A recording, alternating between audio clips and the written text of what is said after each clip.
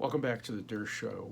While families were still grieving the death of their children following the Texas massacre, former President Barack Obama tweeted one of the most insensitive and tone-deaf tweets I have ever read in my life. And believe me, I've read tweets, many attacking me, but I've never quite read one as bad as this from a former president of the United States. Let me read it to you so you don't see that there's been any misinterpretation. I'll read you the whole tweet. It's not long.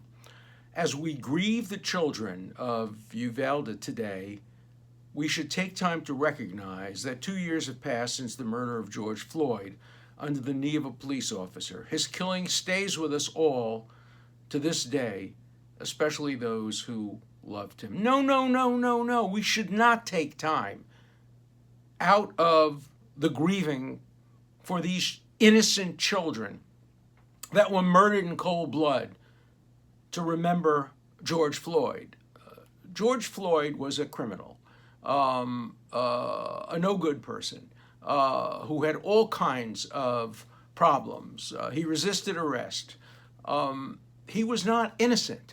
He would have been convicted had he remained alive. He was murdered, and his murderer is in prison and should be in prison.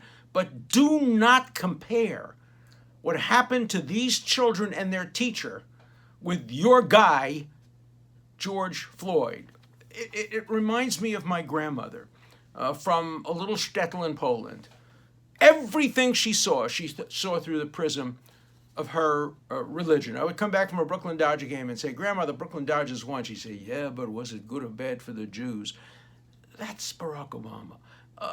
He sees everything through the prism of a black man who was murdered. The black man was murdered. It's a terrible, terrible thing. It bears no relationship whatsoever to what happened in Texas. George Floyd was not killed by a gun. George Floyd was not killed because of a gun. George Floyd was not a child. He was not innocent. What happened was terrible. What happened was completely separate.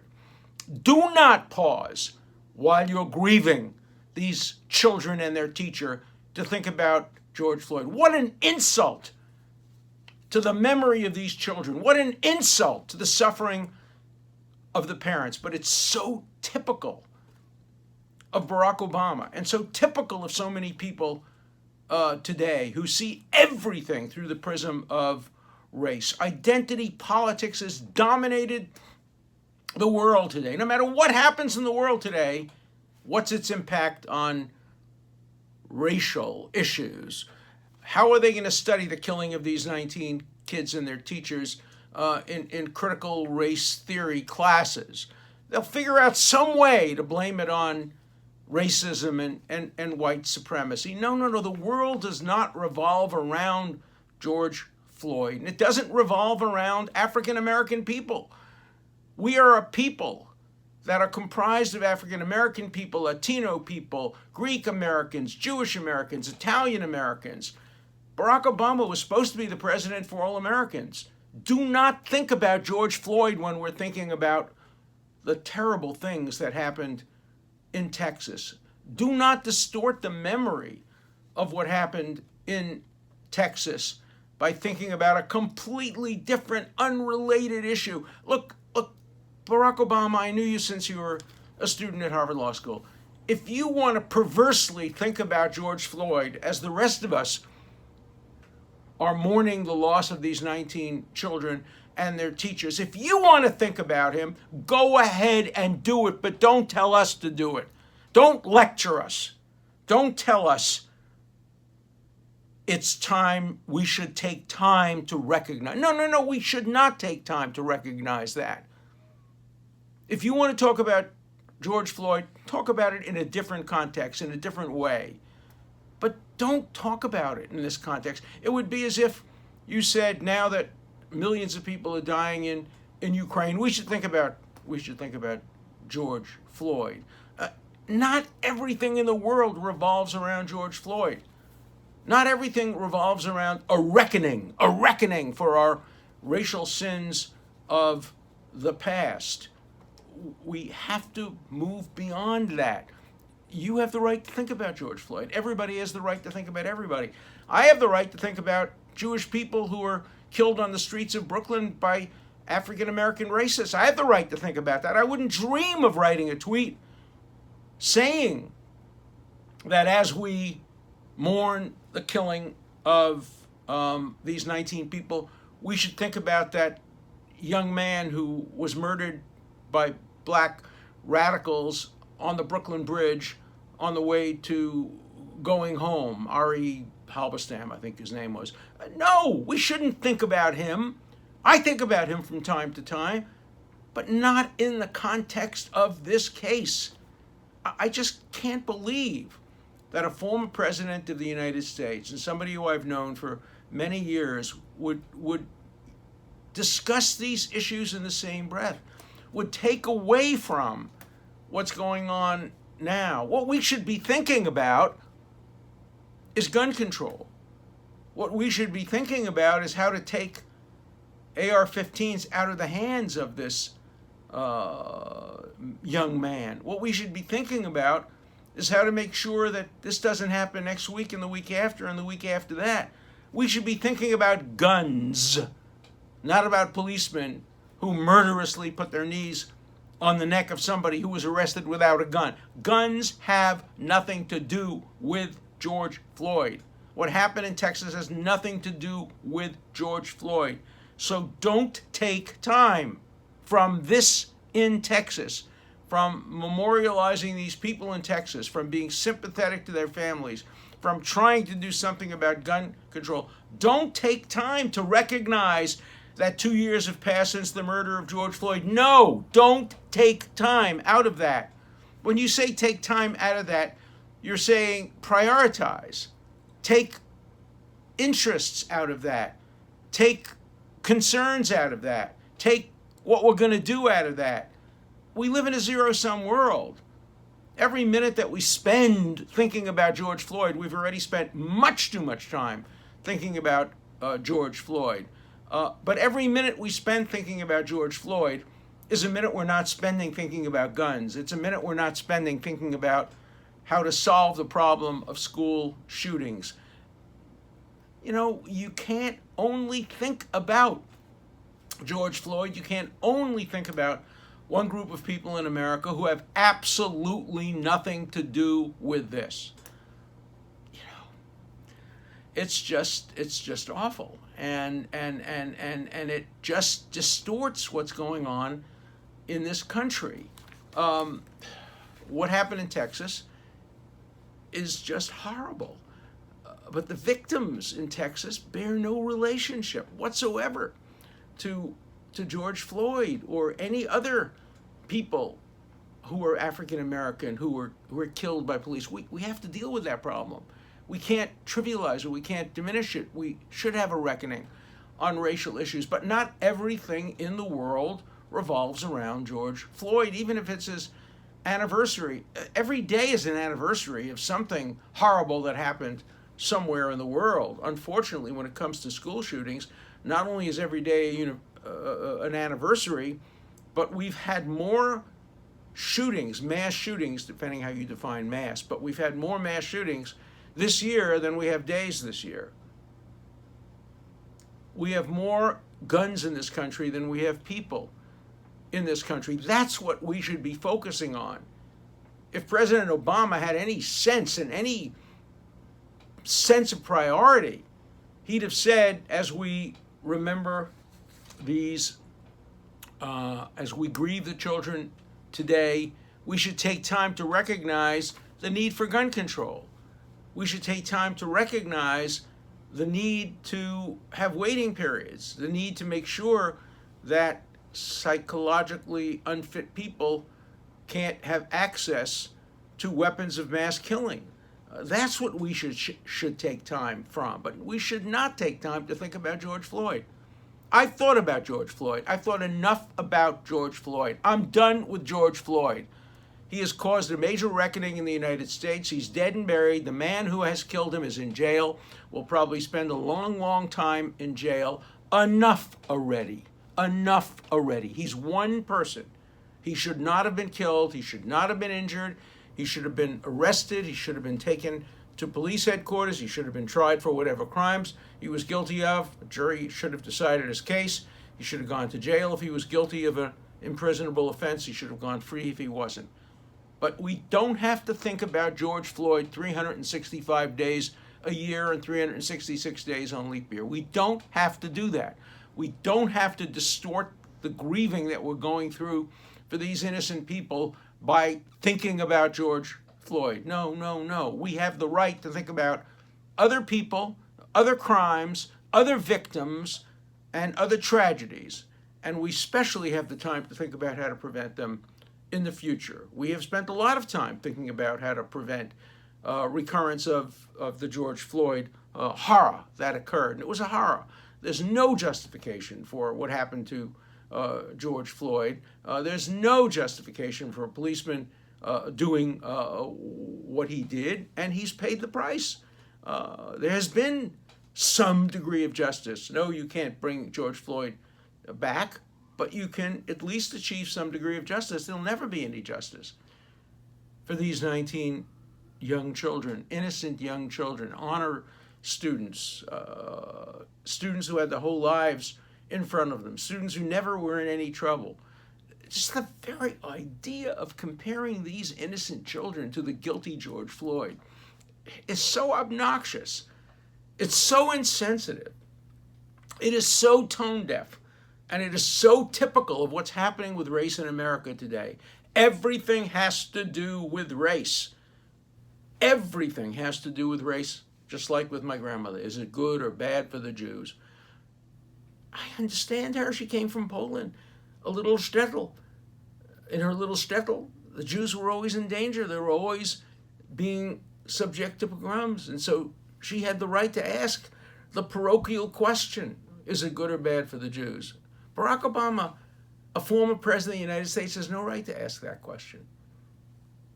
He has no right to make us focus, to even ask us to focus on George Floyd as we're grieving these 19 innocent children and their heroic teachers who tried to save their lives. We should be focused on why the police didn't get there fast enough. We should be focused on how to make sure this doesn't happen in the future. We should make sure that there are locked doors and no ability to get in the back way. There's a lot we have to learn about what happened in Texas. So we should be focusing on that. We should be focusing on the easy availability of guns. You want to talk about mental illness? All right, let's focus on mental illness, but you know my point on that. There's no more mental illness in the United States than there is in countries that have almost no gun violence. Guns are the variable, the only variable. We should be focusing on that issue. But this reflects a larger problem. This reflects what's happening to American universities today. Instead of having a course on critical race theory, the whole university, bureaucracy, has been turned over to diversity, equality, and inclusion. But inclusion has been defined to mean exclusion. Inclusion means you include only the people who come within the parameters of the bureaucracy. It doesn't include people who have been victimized and excluded. There's no equity for those people. It's equity for me, but not for thee. It's diversity that produces a certain number of people of a particular race without regards to whether they actually diversify intellectually the school. This bureaucracy has taken over universities, and Barack Obama wants this bureaucracy and what it stands for to take over our thinking and to make sure we pause and think about George Floyd. Think about George Floyd as you're going to sleep. Think about him when you're getting up. Think about him when you're watching a basketball game. Think about him when you're taking care of your children. No. Think about him when it's appropriate to think about him. Don't think about him when we're grieving parents and the lost children, or when we're thinking about other children who survived and will be traumatized for the rest of their life by what happened to them at this school. Think about that. Don't distort your thinking about what happened in Texas by artificially thinking about what Barack Obama wants you to think about. Now, I don't want to think about it, Barack Obama. Sorry. I don't want to think about you. I don't want to think about George Floyd. I don't want to think about racial issues when I'm grieving people who were killed, as far as we know, not based on any racial issues. Now, I can imagine if you were talking about Buffalo. There I can imagine some reference to George Floyd. After all, the killing in Buffalo was clearly a racist killing. We don't know enough yet about what happened in Texas. But it does not appear that this case in Texas bears any relation to the case in Buffalo, or certainly to George Floyd. So I urge you, do not listen to Barack Obama. Do not take time from your grieving to recognize that 2 years have passed since the murder of George Floyd. Don't do that. Don't do that. It would be a clear show of disrespect if you do that. If you take time from the grieving to think about George Floyd, you're disrespecting the people who were killed in Texas. I'd be interested in hearing what you have to say about that. I used to be friendly with Barack Obama. He wrote me the nicest note for my 75th birthday, telling me to keep doing what I'm doing. I knew him as a student. I liked him as a student. I voted for him twice. I regret having voted for him the second time. I wish I had voted for George Romney the second time. I think it was a mistake on my part to vote for him the second time. But I always liked him. I don't like him. I don't like him. I don't like what he said here.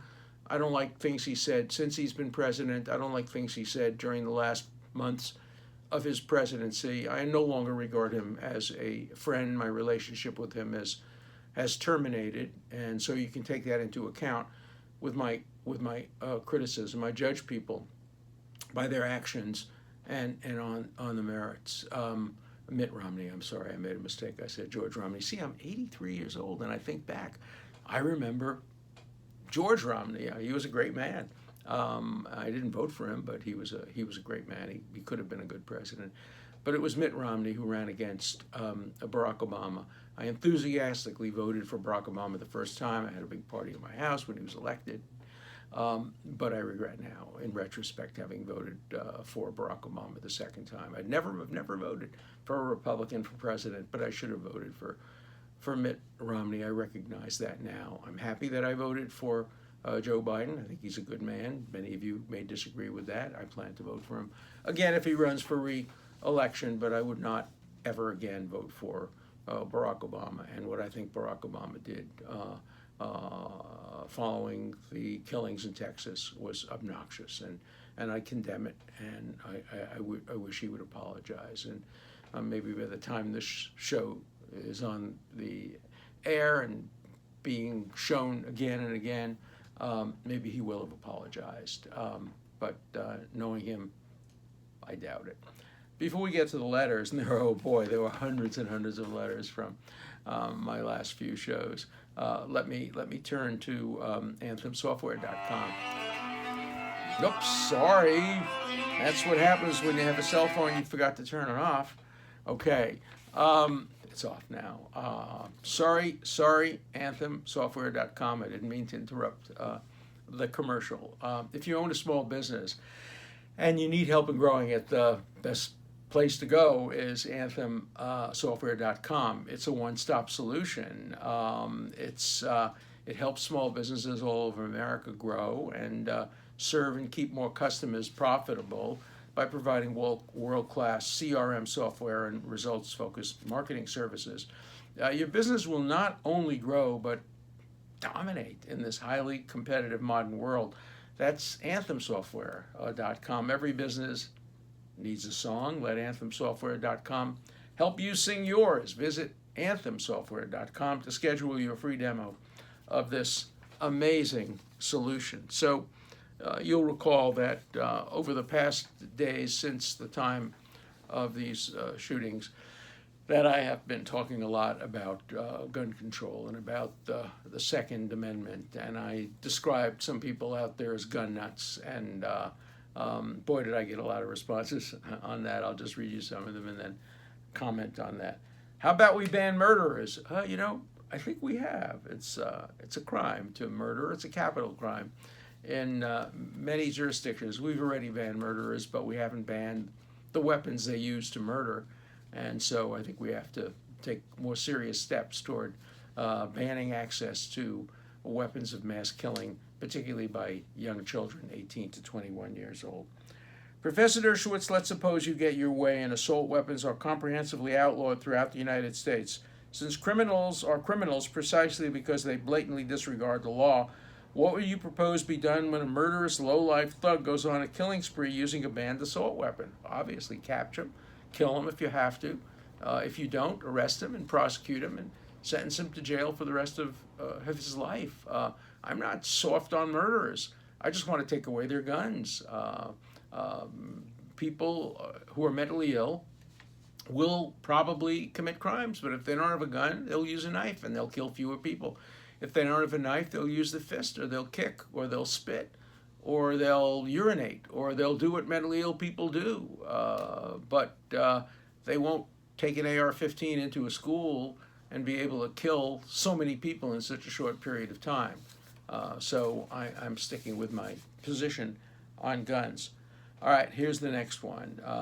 What utter nonsense. Every time some POS, you know what that means, goes on a killing spree, the knee-jerk liberals scream gun control. Pathetic. Yeah, we do. We scream gun control. I scream gun control even before these POSs go on a killing spree, but certainly when they go on a killing spree, what do you expect us to do? You expect us to say, oh, we ought to make guns more easily available. Every rational person thinks about gun control when you have killing sprees of this kind. Next. You're an idiot, educated beyond your capacity to handle that education.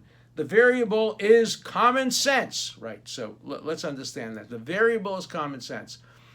The reason Americans have 10 times more of these crimes than any other country is because Americans have less common sense than Swedes and Germans and Italians. No, the variable is guns. Okay, let's continue beyond.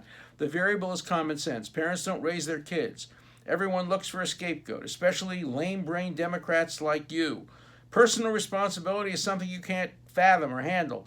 The Second Amendment is a guarantee that we the people can solve the problem of bad government when government cheats, lies, steals, destroys, just like the Biden regime's illegally stolen election. Cherry-picking your data only proves you're a goddamn idiot, moron, brainless snot explosion. Okay, so let's understand what you're saying. Two things. You're saying the variable is not guns. The variable is common sense. So it must be that Americans have less common sense than people in the rest of the world. What an insult to Americans. The only variable is the easy availability of guns. Now you say you want there to be guns so that we can overthrow the Biden administration because they stole an election. They didn't steal an election. They won the election fair and square. He got 8 million more votes than Donald Trump, and many, many more electors than Donald Trump. But you think he didn't, so you think you have a right to take your gun and shoot Biden and shoot the administration and take over. That's what you think the Second Amendment's about. And you wonder why those of us who are not gun nuts don't want you to have access to guns so that you can take over the government if you think this election was stolen. You just made the best argument for gun control, better than any argument I can make. Okay, let's go on and see some more of these wonderful letters. Ban liberals, not guns. Okay, so what you want to do is ban free speech. You want to stop us from explaining our views. I'm a proud liberal. I'm a liberal, I'm a civil libertarian, I'm a libertarian. Next argument. In the Second Amendment, you cannot ban any guns. Any guns. Person wants to own a nuclear weapon, a tank, a cannon, a submachine gun. That's all available under the Second Amendment. Again, you're making the best arguments for gun control because you're such an extremist. How about we ban Dershowitz? Again, you want to ban free speech instead of guns? That says more about you than anything else. Leave it to one of his tribe. Okay, here we get about a third of the letters I get partake of anti-Semitism. But I don't read many of them because I don't want to promote anti-Semitism, but occasionally you have to read some. So leave it to one of his tribe, my tribe is, I guess, being Jewish, to infringe on the only rights in our Bill of Rights to contain an absolute mandate of thou shalt not be infringed. Hitler would have loved Dershowitz. You're absolutely right about that. He would have led me to a gas chamber and loved trying to kill me. But no, Hitler would not have loved me. Okay, related to that, enjoy the Jew, abortion-loving pedo Dershowitz, who was on the Epstein Island, etc., etc. Disgusting Jew. Again, once you start introducing the anti-Semitism, I think decent people stop listening. I would certainly hope so. As you know, I was never on Jeffrey Epstein's island except with my wife years before he ever had anybody on the island. When he just bought the island, I was his lawyer, and he invited me, my wife, and my daughter to see the island. Nobody was there except maintenance people, him, his girlfriend, and no young people. So you can stop with that. Pedo Island and airplane, the evidence is clear. All the written evidence, all the documentary evidence shows it's totally false. Her own lawyers admitted it. And so you can put that aside. But, if I'm a Jew, I must be a pedo. That's really what the essence of these arguments is. Instead of banning anything pro-Dersh, how about we start public hanging these criminals, give them a gruesome death, boil the shooters in oil.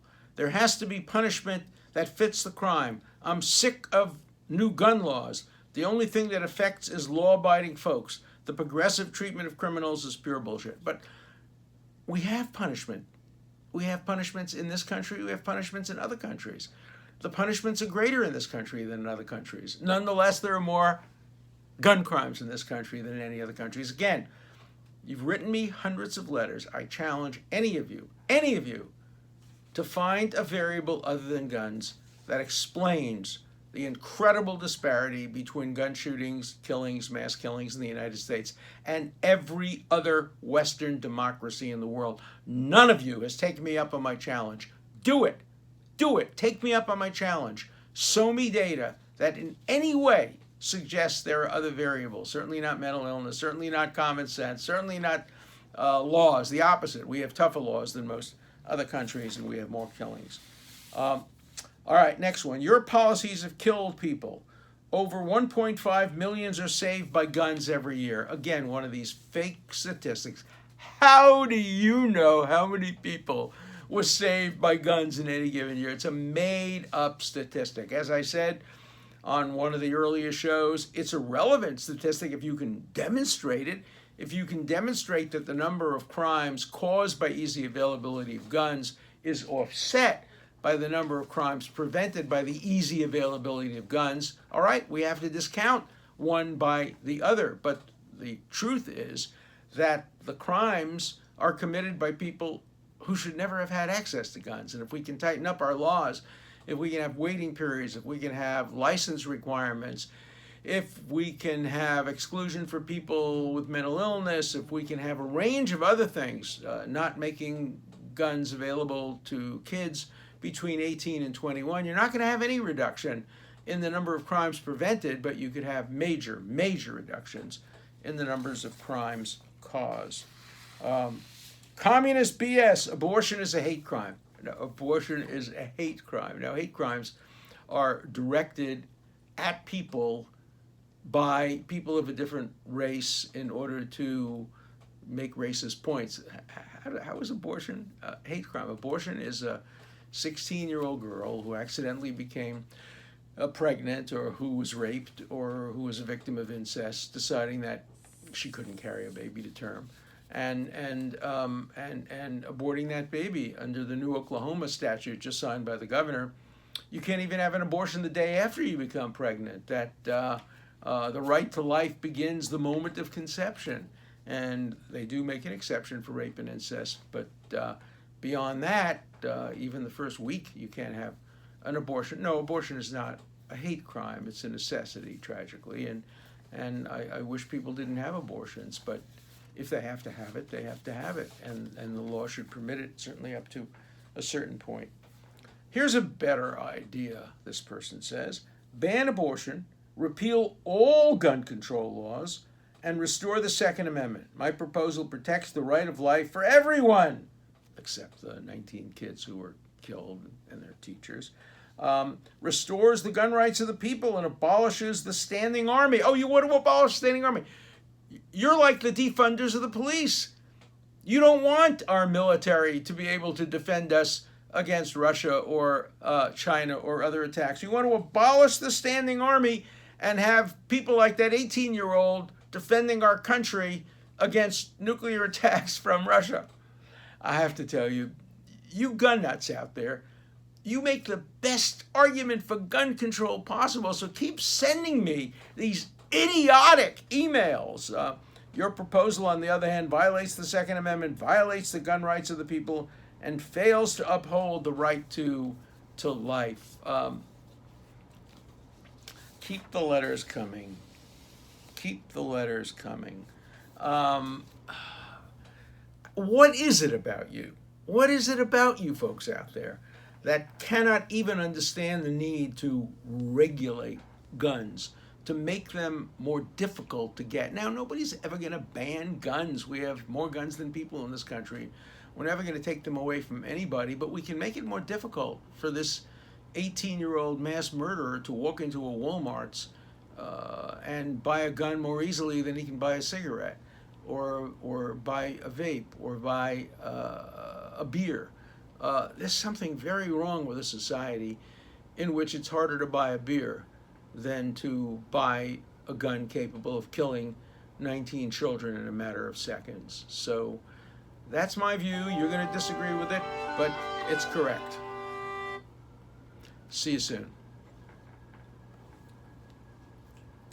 Okay. Turn it off. I know, but I got to do this You gotta thing. turn it off.